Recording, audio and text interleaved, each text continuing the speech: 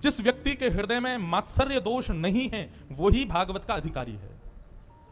मात्सर्य दोष किसको कहते हैं बंधुओं? संसार में व्यक्ति 4 कारणों से दुखी रहता है। दुख का पहला कारण है कर्म, दुख का दूसरा कारण है काल समय, दुख का तीसरा कारण है स्वभाव, और दुख का चौथा कारण है मात्सर्य दोष। मात्सर्य दोष का सीधा अर्थ यदि पूछो तो दूसरे के सुख से मिलने वाला दुख। वो इतना सुखी क्यों है, इसको क्या बोलते हैं हम लोग? ईर्ष्या। आजकल व्यक्ति अपने दुख से कम दुखी है पर दूसरे के सुख से ज्यादा दुखी है कि वो इतना सुखी क्यों, ये हंस क्यों रहा है, ये इतना प्रसन्न क्यों है, ये इतना बढ़िया क्यों लग रहा है। वो इसी बात से उदास बैठा है कि वो मुझसे ज्यादा बढ़िया लग रहा है। वो इसी बात से उदास बैठा है कि उसकी पत्नी मेरी पत्नी से ज्यादा अच्छी है। वो इसी बात से दुखी है कि उसके बच्चे मेरे बच्चों से ज्यादा बढ़िया कर रहे हैं। ये ईर्ष्याजन्य दुख, इसी को कहते हैं मात्सर्य दोष। और माफ कीजिएगा, भागवत सुनने का और कहने का अधिकार उसको नहीं है जिसके हृदय में मात्सर्य है। आप कहेंगे कोई बाहर टेस्टिंग तो हो नहीं रही कि किसमें मात्सर्य दोष है, कौन भीतर जा सकता है कौन नहीं, सब जा रहे हैं, तो फिर इस बात को लागू कैसे करोगे आप कि मात्सर्य दोष जिसमें वो कथा नहीं सुन सकता? बंधुओं, आ जाए मात्सर्य दोषी व्यक्ति यदि कथा में आ भी जाएगा, निश्चित है अगर मात्सर्य दोष उसका नहीं खत्म हुआ तो जो कुछ सुना सब विस्मृत हो जाएगा। जैसे भोजन अपाच्य हो जाता है, ऐसे ही जितना ज्ञान उसने लिया वो सब उसका धूमिल हो जाएगा, उसके किसी काम नहीं आएगा। बंधुओं, भागवत औषधि है और औषधि सेवन करने पर शरीर में असर करती है। यदि आप कथा सुन रहे हैं और आपके जीवन में उसका असर नहीं हो रहा है ना, तो माफ कीजिए, आप 4 घंटे बर्बाद कर रहे हो केवल बैठ करके। मैंने ऐसे अनेक वैष्णव देखे हैं, कथा सुनने के बाद में जीवन में वो परिवर्तन उनके आता है, उनके स्वभाव में, व्यवहार में, उनकी दिनचर्या में, उनकी सोच विचार की स्थिति में परिवर्तन होता है। और यदि वो नहीं हो रहा तो माफ कीजिए, कथा आप केवल मनोरंजन के भाव से आपने सुनी, मनोमंथन के भाव से नहीं। भागवत का अधिकारी कौन? जिसके हृदय में मात्सर्य दोष नहीं है, दूसरे के प्रति ईर्ष्या। अब आप लोग कहो महाराज जी किसी में मात्सर्य दोष वो कथा में आ जाए तो क्या करें? तो कथा इसी भाव से सुने कि मेरे भीतर का मात्सर्य दोष खत्म हो। आपने कथा सुनी, कथा आपको लग गई, आपके जीवन में कथा आ गई, इसका प्रमाण क्या है? 7वें दिन जब यहां कथा पूरी हो ना, तो देखो बहुत कड़वा सच है, हम सबको किसी ना किसी से ईर्ष्या तो होती है। ऐसा हो ही नहीं सकता कि आपको किसी से ईर्ष्या नहीं होती। कथा सुनने के बाद 8वें दिन जब यहां कथा पूरी हो जाए, उसके पास जाना जिससे आपको ईर्ष्या होती है, उससे जाके मिलिएगा। यदि उसके सामने आते ही जैसे पहले ईर्ष्या होती थी, पहले थोड़ा सा हृदय जल जाता था, थोड़ा सा दुर्भाव उसके प्रति आता था, यदि वो सब ना आवे तो समझना कथा आपके जीवन में आई। ये प्रमाण है कथा का। लेकिन कथा सुनने के बाद भी उसके प्रति ईर्ष्या ही भाव उत्पन्न हो रहा है तो समझो अभी और सुनना है, अभी और समझना है। ये एक प्रमाण है, ये एक टेस्टिंग है। आप टेस्ट कर सकते हो अपने आप को। मैंने तो बहुत देखा, जब मैंने कथाएं शुरू की तो होती थी, हमें भी किसी ना किसी से कभी हो जाती थी बालकों में, पर कथा करते करते करते अब किसी के प्रति ऐसा भाव नहीं। जरूरी नहीं हम व्यासपीठ पर बैठते हैं तो सब माला ही पहनाते हैं। कई बार कई लोग गालियां भी देते हैं, कई बार कई लोग बुरा भी बोलते हैं, कई लोग उपहास भी करते हैं, हंसी भी उड़ाते हैं, पर मन में ईर्ष्या भाव नहीं आता। और यही आपकी कथा सुनने का एक प्रमाण है कि हाँ, कथा ने आपके भीतर चिकित्सा की है कि अब आपके अंदर किसी के भी प्रति ईर्ष्या का भाव नहीं। तो निर्मत सराणाम सताम, भागवत का अधिकारी कौन? जिसके अंदर मात्सर्य दोष नहीं है, वही कह सकता है, वही सुना सकता है। तीसरी बात, विषय अधिकारी। अब तीसरी बात आती है संबंध। भागवत हमारा किससे संबंध कराती है?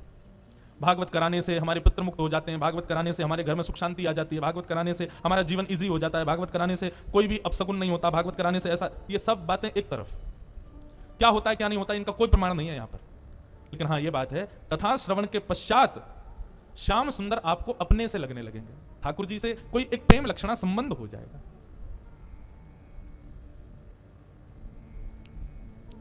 एक जगन्नाथ भगवान के एक भक्त थे, उनका नाम था अंगद जी। क्या नाम था? बहुत ध्यान से सुनना। श्री अंगद जी जो थे, ये एक राजा के सेनापति थे, और राजा जो था ना वो इनका भतीजा ही था। एक चरित्र सुनाऊंगा एक भक्त का, अंगद जी का, बहुत ध्यान से सुनना।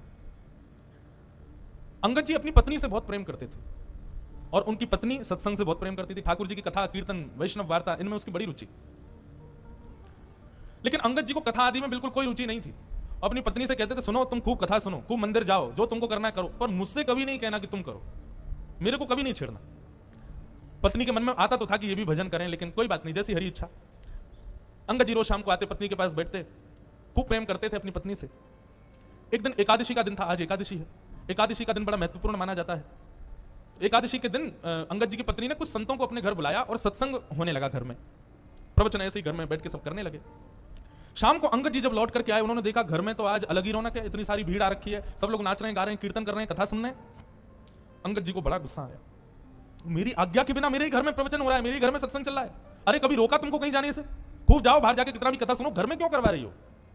अंगद जी ने जाकर के व्यासपीठ पर वैसे व्यास जी का अपमान कर दिया, बोले कि आपसे हाथ जोड़ के विनती है, तुरंत चले जाइए, ये मेरा घर है, मेरी अनुमति के बिना आप यहाँ कैसे आए? और सब लोगों से भी कहा, आप सबसे भी हाथ जोड़ के प्रार्थना, यहाँ से चले जाइए, कोई आश्रम नहीं है, घर है मेरा, चलिए निकलिए यहाँ से बाहर। पत्नी बोली, अरे सत्संग चल रहा है, अभी तो ऐसा मत करो। अंगद जी ने किसी की नहीं मानी, सबको भगा दिया। पत्नी को बहुत बुरा लगा, उसने मन में विचार किया, जो हरि का नहीं है उसको मैं अपना पति कैसे मान सकती? तजोरे मन, कल हमने ये पंक्ति गाई थी ना, हरि विमुखन को संग। कई लोग मुझको इस बात पर कह देते हैं, महाराज जी आप क्या शिक्षा दे रहे हो लोगों को, क्या ऐसे पति को छोड़ दें, पत्नी को छोड़ दें, तो इस प्रकार से तो गृह कलेश हो जाएगा। भैया देखो, एक बात आपको बताऊं, मानव का स्वभाव है, वो शरीर से यदि किसी को स्वीकार कर रहा है तो वो स्वीकार्य नहीं है, मन से स्वीकार करे वो स्वीकार्य माना जाता है। हम शरीर से किसी को अपना मानते हैं तो वहां पर हमारा संबंध पुष्ट नहीं होता।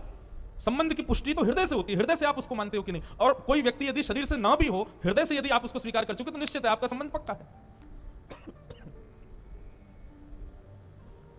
महादेव ने सती का त्याग किया, लेकिन ऐसा नहीं कि सती को कैलाश से ही कह दिया हो कि आप चली जाओ अपने मायके में जाकर करो ना। बस मानस जी में गोस्वामी जी कहते हैं, बगल में जो आसन लगाते थे उसको सामने लगा दिया, बस इतना ही त्याग किया। और यह त्याग किसका था? शरीर का त्याग नहीं था, हृदय से त्याग था। तो इसलिए भैया, यदि ऐसे लोग परिवार में हैं, ऐसे लोग मित्र हैं, ऐसे लोग ऑफिस में काम करते हैं जो भगवत संबंध नहीं रखते, उनका शरीर से त्याग नहीं करना है, मन से त्याग करना, मन से कभी उनको स्वीकार नहीं करना है। अंगद जी की पत्नी ने आज अपने पति का हृदय से त्याग कर दिया और घूंघट कर लिया और कहा कि अब आज के बाद मृत्यु पर्यंत मैं आपको अपना मुख नहीं दिखाऊंगी, ना आपका मुख देखूंगी। आपकी पत्नी हूं, आपके संगी रहूंगी, आपकी सेवा करूंगी, पातिव्रत धर्म का पालन करूंगी, लेकिन हृदय में आपके लिए कोई स्थान नहीं आज के बाद। अंगद जी की पत्नी अब तो घूंघट करके रहती है, अंगद जी ने मुंह ही नहीं दिखाती अपना अंगद जी को। 1 महीना 2 महीना 6 महीने बीत गए महाराज। अंगद जी बड़े उदास, बहुत प्रेम करते थे अपनी पत्नी से, अब तो कार्य में भी मन नहीं लगता। एक दिन ऐसी घोड़े पर बैठ करके कहीं जा रहे थे तो चलते चलते उन्होंने देखा कहीं कथा चल रही है। मन में आया, इसी कथा ने मेरा घर बर्बाद करवा दिया, इसी की वजह से सब खराब हुआ। 2-3 दिन बाद फिर से निकले तो फिर कथा चल रही थी, तो मन में आया कि ये कथा में ऐसा होता क्या है जो मेरी पत्नी को इतना प्रिय लगता है, चल के सुनूं। अंगद जी आकर के पीछे उदास हताश तो बैठे ही थे, घर में मन लगता नहीं, आके बैठ गए। कथा में बंधुओं 3 प्रकार के लोग आते हैं। पहले आमंत्रित लोग, जिनको निमंत्रण दिया गया कि भैया हमारे घर में कथा है, आपको आना है। दूसरे वैष्णव, कथा प्रिय लोग, उनको बस पता चल जाए कथा कहां हो रही है, वो ये विचार नहीं करेंगे दूरी कितनी, समय कितना लगेगा, कहां क्या, निमंत्रण की भी अभिलाषा नहीं, बस पता चल जाए कथा कहां है, वो पहुंच जाते हैं। और तीसरे संसार के मारे दुखियारे लोग, जिनको घर में या व्यापार में कहीं भी कुछ मिल नहीं रहा है, बड़े उदास अपने जीवन में जी रहे हैं, वो आके कथा में बैठते हैं। तो ऐसे ही अंगद जी आकर के बैठ गए। अंगद जी आकर के बैठे तो निश्चित कथा सुनते सुनते उनके हृदय को बड़ी शांति सी मिली। बंधु एक बात बताऊं, गीता में भगवान अर्जुन से एक बात कहते हैं। अर्जुन ने कहा कि नाथ, व्यक्ति सुख की प्राप्ति के लिए इतनी मेहनत करता है तो उसको सुख मिलता क्यों नहीं है? भगवान ने कहा डेस्टिनेशन गलत चुनी है मानव ने, सुख नहीं। हमने डेस्टिनेशन ही गलत चुन रखी है, हर कार्य के पीछे हम चाहते हैं सुख मिले। भगवान कहते हैं इसको बदलो, सुख नहीं शांति मिले। शांति की भावना से कर्म करो, शांति की भावना से क्रिया करो। हम क्या करते हैं, हमको सुख मिले, ऐसा करूं इतना मिल जाएगा, ये करूंगा वो करूंगा, ऐसा बनाऊंगा, ऐसे बैठा करूंगा, ऐसा कमरा, ऐसे सोफे, ऐसा, ऐसी पत्नी, ऐसी गाड़ी, ये सब सुख जन्य हम लोग कर्म करते हैं और वही सुख हमको नहीं मिलता। फिर आप अपने क्रिया के पीछे उद्देश्य शांति रखो, भगवान कहते हैं तब मानव प्रसन्न रहेगा। क्योंकि अर्जुन, सुख की भी एक लिमिट होती है, उससे ज्यादा यदि मिल जाए तो व्यक्ति दुखी हो जाता है। आपके गुजरात में श्रीखंड मुझे बड़ा प्रिय है। मैं द्वारिका, मैं अहमदाबाद तो मेरी पहली बार कथा, और गुजरात में मेरी दूसरी कथा है। ये श्रीमद् भागवत की पहली कथा हमने की द्वारिका में, और आज 7 साल बाद दूसरी कथा कर रहे हैं अहमदाबाद में। बाकी बीच में 2 दिन 4 दिन के सत्संग तो हुए हैं कई बार, पर सप्ताह कथा दूसरी बार हो रही है। तो मैं जब भी गुजरात आता हूं तो श्रीखंड मुझे बड़ा प्रिय है। लेकिन आप एक कटोरी खिला दो, मन भर जाएगा, दूसरी कटोरी दोगे तो मैं भाग जाऊंगा। आप कहोगे महाराज जी आपको बड़ा प्रिय, खाओ ना। अरे कैसे, मुझे याद नहीं है, लेकिन फिजिक्स में हम लोग जब स्कूल में पढ़ते थे तो एक चैप्टर पढ़ाया गया था, उसमें यही बात थी। जब भागवत पढ़ी तो हमको और ज्यादा क्लियर हुई कि कोई भी वस्तु का अति सेव्य जब हम करते हैं तो वही वस्तु हमको कष्टदायी लगने लगती है। रसगुल्ला यदि पसंद है तो 1 2 3 4 5 खा लो, 6वां रसगुल्ला देखते ही वमन हो जाएगा। संसार की हर वस्तु ऐसी है। तो अर्जुन, सुख नहीं शांति को रखो। किसी भी क्रिया को करने के पीछे उद्देश्य क्या हो, मुझे शांति मिले, तब देखो कर्म करके कैसा सुख मिलेगा। तो कथा में सुख मिलता है लोगों को, यहां पर आप मौन अवस्था में बैठे हो, एक ही आसन पर बैठे हो, ना पानी पी रहे हो ना चाय पी रहे हो, 4 घंटे आदमी बिना चाय कैसे रहे, बिना खाए कैसे रहे, लेकिन यहां रह रहे हो। क्यों? शांति मिल रही है, सुख नहीं, शांति। अंगद जी को बड़ी शांति मिली। अब तो अंगद जी ने नियम बना लिया, रोज जाते थे कथा सुनने। 7वें दिन कथा पूरी हो गई, अंगद जी जैसे ही आए तो देखा कोई भी नहीं था। किसी से पूछा, भैया आज कथा नहीं होगी? बोले 7 ही दिन की होती है, कल हो गई पूरी, आज तो चले गए व्यास जी। बोले कहां चले गए? बोले दूसरी कथा करने। बोले कहां हो रही है उनकी कथा? बोले उस गांव में हो रही है। अंगद जी दौड़ गए, उस गांव में पहुंचे, वहां जाके सुने। अब तो ऐसा चस्का लगा अंगद जी को, जहां भी कथा होती अंगद जी जाते। एक दिन उन्हीं के नगर में कथा हो रही थी, अंगद जी इधर बैठे थे और उनकी पत्नी थोड़ी दूर बैठी थी। दोनों को ही नहीं पता कि दोनों कथा में बैठे। व्यास जी ने जैसे कीर्तन गाया, अंगद जी के नेत्रों से अविरल अश्रुधार ऊर्ध्वबाहु होकर के नृत्य करने लगे आनंद से। अभी पत्नी की दृष्टि गई, ये कौन नाच रहा है? अरे ये तो अंगद जी हमारे पतिदेव हैं। तभी मैं कहूं कुछ समय से ये पहले तो बड़े दुखी रहते थे कि मैं मुख नहीं दिखाती, कुछ समय से बड़े प्रसन्न रहते हैं, मुझसे ज्यादा बात भी नहीं करते, अपनी सेवा पूजा भी करने लग गए हैं और बड़ा सामान्य सा बड़ा सुखमय जीवन जी रहे हैं। मैं सोच तो रही थी बदलाव कैसे आ गया, ये कथा सुनते हैं। आज शाम को कथा के बाद जैसे अंगद जी घर लौट करके आए, पत्नी ने अपना घूंघट ऊपर कर लिया। अंगद जी बोले, अरे देवी मैं आ गया हूं, घूंघट नीचे कर लो। बोले नहीं नहीं, अब तो घूंघट नहीं करना। क्यों? मैंने इसलिए घूंघट किया था कि आप कथा से प्रेम नहीं करते थे, परंतु अब तो आपने कथा को स्वीकार कर लिया ना, अब मैंने जो त्याग का संकल्प लिया था उसको छोड़ दिया। अंगद जी बोले, वो बात तो ठीक है, लेकिन मैं तुमको सत्य बताऊं, जब से मैंने कथा सुनना प्रारंभ किया ना, मुझे पहले तुम्हारे रूप में बड़ी आसक्ति थी, पर अब मुझे वो आसक्ति नहीं है। अब तो मुझे बस एक ही अभिलाषा, मेरे जगन्नाथ मुझे कब दिखेंगे, मेरे द्वारिकाधीश, उनकी रूप माधुरी का दर्शन मुझे कब होगा। ऐसा अंगद जी का जीवन। बंधुओं, अंगद जी ने अपनी पत्नी से कहा, देवी अब हम दोनों वैष्णव हो गए, चलो हम जगन्नाथपुरी दर्शन करने चलेंगे। लेकिन अभी अभी सुना है कि एक बहुत बड़ी युद्ध के लिए राजा के साथ मुझे जाना है, युद्ध से जब वापस आ जाएंगे फिर हम जगन्नाथपुरी चलेंगे। ठीक है। युद्ध में अंगद जी गए, जाकर के युद्ध किया। युद्ध का नियम होता था, जो राजा हारता था उसका सारा धन हड़प लिया जाता था और जीतने वाले राजा को दे दिया जाता था। अंगद जी जब उसका सारा धन लेने लगे तो वहां एक अद्भुत मणि थी। उस मणि को देखकर के अंगद जी बड़े प्रसन्न हो गए। बोले, बड़ी सुंदर मणि है, मुझे ठाकुर जी को कुछ निवेदित करना है, ठाकुर जी को मैं जगन्नाथपुरी जाऊंगा, कुछ देना है। कोई बात नहीं, मैं ये मणि अपने संग ले जाता हूं, ये ठाकुर जी को दे दूंगा। और उस मणि को अंगद जी ने अपनी पगड़ी में छुपा लिया। थी तो वो चोरी, लेकिन अंगद जी का भाव क्या था कि मुझे ठाकुर जी को देनी है। भगवान से बोले, प्रभु इसके बदले भले ही मुझे दंड मिल जाए, लेकिन मैं ये दूंगा आपको, ये है आपकी, मुझे नहीं चाहिए लेकिन मैं आपको दूंगा। किसी सैनिक ने जाकर राजा को बता दिया कि अंगद जी ने एक मणि को अपनी पगड़ी में छुपा लिया। राजा, अंगद जी उसके चाचा लगते थे, इसलिए राजा स्पष्ट तो कुछ कह नहीं पाया, पर राजा ने मन में विचार किया कि अंगद जी रोज मेरी बहन के यहां भोजन करने जाते हैं, मैं आज बहन से कहूंगा कि वो भोजन में जहर मिला दे, अंगद जी की मृत्यु हो जाएगी, मणि हमको मिल जाएगी।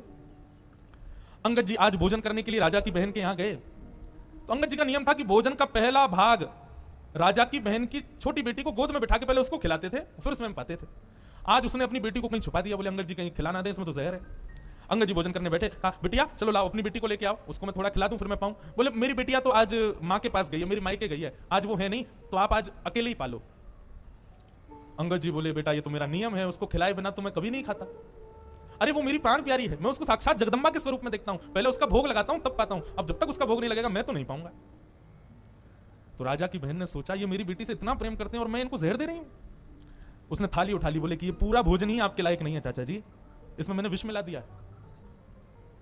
अंगद जी ने थाली पकड़ी, बोले, तुमने इसमें विष मिला दिया? बोले, हाँ। बोले, क्यों? मेरे भाई को वो मणि चाहिए जो आपने पगड़ी में छुपा रखी, इसलिए उसने मुझसे कहा कि विष दे दो, पर आपका प्रेम देख करके मेरा मन हो रहा है कि मैंने बहुत बड़ा अपराध किया, मैं ये विष आपको नहीं दे सकती।